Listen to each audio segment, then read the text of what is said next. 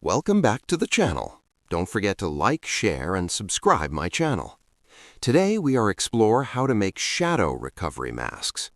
Start by selecting darker areas of the image using tonal selection methods and refine them carefully in mask overlay mode to maintain natural gradients. Apply the mask and lift shadow details using curves or exposure adjustments while keeping contrast intact.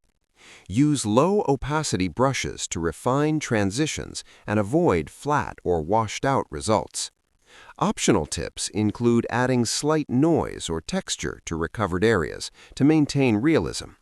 Shadow recovery masks allow you to restore lost details while keeping the image visually balanced.